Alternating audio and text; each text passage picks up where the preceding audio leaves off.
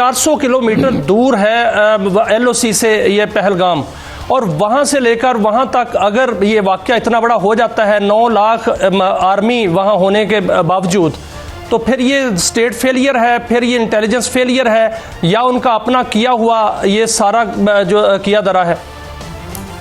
देखिए, मैं वही आपसे अर्ज कर रहा हूं कि because it was a false flag operation, because it was something that India orchestrated itself, इस वजह से इसके ऊपर इन्वेस्टिगेशन नहीं होगी। जो स्टैंडर्ड SOPs होते हैं कि मिसाल के तौर पे आप एक इंडिपेंडेंट टीम वहां पे भेजते हैं, जिस मुल्क को आप ब्लेम कर रहे हैं उस मुल्क के नुमाइंदे रिप्रेजेंटेटिव वहां पे होते हैं, फिर इंटरनेशनल ऑर्गेनाइजेशंस जो हैं उनके नुमाइंदे होते हैं, वो उस साइट को विजिट करते हैं, वो इन्वेस्टिगेट करते हैं, प्रिलिमिनरी इन्वेस्टिगेशन ये होती है, उसके बाद आप कोई स्टेटमेंट देते हैं। अच्छा अहमद, लेकिन मैं एक और पहलू की तरफ आता हूँ। ये तो बात आपने कर दी और हमने ये कह दिया कि ये देखें ना, पहले जब भी कोई मर्डर होता है तो सबसे पहले हम मुहर्रिक देखते हैं और बेनिफिशरी देखते हैं। बेनिफिशरी तो डायरेक्ट हम ये नहीं कहते उन्होंने करवाया है, हमें अभी सबूत नहीं है, लेकिन जो हमें जो क्राइम ये कहते हैं कि भाई इसके बेनिफिशरी तो वही हैं, क्योंकि देखें हमारी सरकार ने कभी एक सरकारी तौर पर कोई मंदिर नहीं गिराया, हमने जो है वो कोई यहाँ पे हमारी सरकार ने कोई आर्मी नहीं बना रखी जिस तरह RSS है। मगर ये जो आपने अगली बात की है कि जी उन्होंने $100 बिलियन का असला लिया है, तो do you think they can afford अमेरिकी, उनकी इकॉनमी एक बज़ाहिर जो अगर मैं उसके फिगर्स में बात जाऊँगा कि उसकी सारी तरक्की तो 2% में घूम रही है और नीचे बड़ा गंद है, तो ये तो होता है जब रियासत के अंदर बड़ा क्राइसिस हो तो हुक्मरान तबका बाहर की तरफ जो है वो खोलता है नया माज to divert the attention. Do you think कि they are idiot enough to open ये एक गरम जंग हमारे साथ उसका आगाज़ कर दें, वाइल हमारी हालत भी तो आपने देखी है, मगर वो भी कोई इतनी ऐसी हालत में नहीं है। मैक्रो इकोनॉमिक फिगर तो उनके अच्छे ठीक है, लेकिन do you think they can resort to this kind of adventure? Ahmad साहब जी बिल्कुल आपकी बात ठीक है, लेकिन दुनिया की 5000 साल तारीख में 14,700 जंगें हो चुकी हैं। हर साल एवरेज बनती है तकरीबन 2.8 Wars per year. The only thing that is certain in international order is war. और हमेशा जो जंगें होती हैं उसमें कोई ना कोई एक फरीक मिसकैलकुलेट करता है तो ही जंग होती है। सो वॉर, ये कहना कि वॉर कोई ऑप्शन ही नहीं है और ये होगा नहीं, मैं ऐसा नहीं कह सकता। अगर इस वक्त जो जियोपॉलिटिकल सिग्नलिंग है, जो जियोपॉलिटिकल स्ट्रेटेजिक अनाउंसमेंट्स पूरी दुनिया में हो रही हैं, जो अंडरग्राउंड लेवल के ऊपर जो सिग्नल्स हमें पूरी दुनिया से मिल रहे हैं, जो डिप्लोमेटिक बॉडी लैंग्वेज है पूरी दुनिया की, स्पेशली इंडिया की, अगर इंडिया एक कन्वेंशनल अटैक पाकिस्तान पे नहीं करता, अगर वो एक सो कॉल्ड सर्जिकल स्ट्राइक, लेकिन उस तरह की नहीं जिस तरह की बालाकोट पे की थी, उससे बड़े पैमाने की सर्जिकल स्ट्राइक अगर नहीं करता, तो ये एक मिरेकल होगा, ये मोजज़ा होगा। अभी अब से चंद घंटे कबल राजनाथ सिंह का बयान आया है जिसको हमें बड़े गौर से देखना चाहिए, डिफेंस मिनिस्टर का।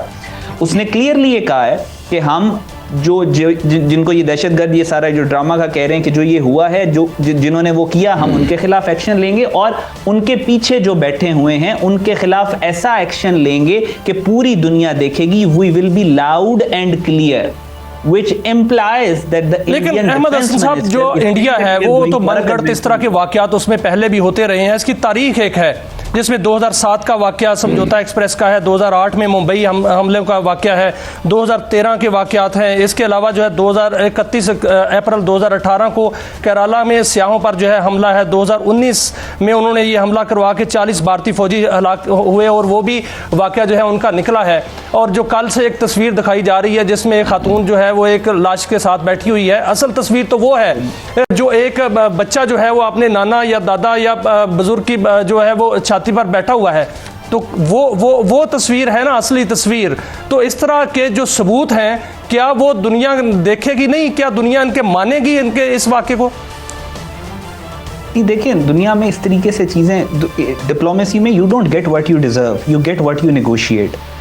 इंटरनेशनल रिलेशंस में कोई परमानेंट फ्रेंड और फोज नहीं होते, ये बड़ी हार्ड डिप्लोमेसी होती है। इसमें जज्बात काम नहीं करते, आपका इंटरेस्ट काम करता है। इंडिया का के साथ जिसका इंटरेस्ट कन्वर्ज कर रहा है वो इंडिया का नैरेटिव बाय करेगा, जिसका नहीं कर रहा वो नहीं करेगा। दूसरी बात जो आपने कही, आपको मैं दोबारा से बालाक पुलवामा वाली वाक़े की तरफ मैं उस तरफ आपको गौर करवाना चाहूँगा कि पुलवामा अटैक पे इनका प्रोपेगेंडा अपनी पीक पे था। पूरी दुनिया कह रही थी कि हम इंडिया को सपोर्ट करते हैं, हम इनके साथ खड़े हैं, बड़ा क्योंकि प्रोपेगेंडा बहुत ज्यादा था, इंटरनेशनल मीडिया भी इनको सपोर्ट कर रहा था। उसके बाद इन्होंने बालाकोट वाला ड्रामा किया। बालाकोट वाले ड्रामे में पाकिस्तान ने इनके फाइटर जेट्स भी गिराए, इनका वो अभिनंदन भी पकड़ा, उसको भी हमने मारा, इनको इंडिया को इसकी औकात वाजे कराई। जब इंडिया को उसकी औकात वाजे हुई तो फिर सख्तातारी हो गया पूरे इंडियन मीडिया पे, और पूरी दुनिया के ममालिक घुटनों के बल चल के पाकिस्तान के पास है कि नहीं अब जंग बंद कर दें। तो ये इंटरनेशनल ऑर्डर की हकीकतें हैं। अच्छा अहमद हसन साहब, माफी चाहता हूँ, मैं चाहता हूँ कम वक्त में ज्यादा बात। 2010 में जब उन्होंने बिल्डअप किया यहाँ पे, उस वक्त हमारे, मुझे नाम वाला सा क्या नाम था जो हमारे परमानेंट एनवाय थे, तो हमसे वो मांग रहे थे कि हम टेक्टिकल न्यूक्लियर स्ट्राइक्स नहीं करेंगे, जो गारंटी हमने नहीं दी थी। और जब अगर मेरा यादाश्त ठीक काम कर रही है तो फिर मल्टीनेशनल, हमने कहा था कि ये भाई आपकी जो सिलिकॉन वैली, हमारे पास और कुछ नहीं है बचने के लिए। तो उसके बाद शायद इंटरवीन किया मल्टीनेशनल्स ने, और उस एक न्यूक्लियर जो एक फ्लैश पॉइंट बन रहा था उसको।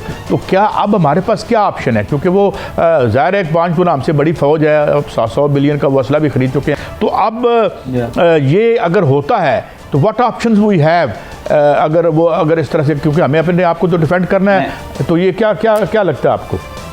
मैं आपको ये अर्ज कर रहा हूँ कि आजकल के दौर में सबसे बड़ा जो डिफेंस है अपना, वो ऑफेंस है। पाकिस्तान के पास ये सिर्फ अभी इंडिया इज टेस्टिंग वाटर्स, वो देख रहा है कि पाकिस्तान कैसे रिस्पॉन्ड करेगा, अभी हमारा बयानिया क्या चल रहा है, हमारा नैरेटिव क्या चल रहा है। इस नैरेटिव को हम जितना ऑफेंसिव रखेंगे, इंडिया को रोकने के चांसेस उतने ज्यादा हैं। और दूसरी बात, if they go for a kinetic action, अगर वो एक स्ट्राइक करते हैं, हमारा रिस्पॉन्स होना चाहिए कि एक के बदले हम 70 स्ट्राइक्स करें। अगर वो एक बंदा मारते हैं, हमारा रिस्पॉन्स ही होना चाहिए कि हम एक के बंदे 70 बंदे मारें। We have to put India on the back foot. India की अपनी बहुत सारी फॉल्ट लाइन्स है। जब उसको यह पता चलेगा कि Pakistan is going all offensive और हम बैकफुट पे नहीं है, हम ऑफेंसिव हैं, हम एग्रेसिव हैं, तो इंडिया को अपनी फॉल्ट लाइंस भी नजर आएंगी। मणिपुर 7 सिस्टर स्टेट्स में आग लगी हुई है। अभी हम जब बात कर रहे हैं, तकरीबन 48 आवर्स हो गए, वहां पे पुलिस मुकाबला चल रहा है, बहुत बड़ा पुलिस मुकाबला चल रहा है नागालैंड में।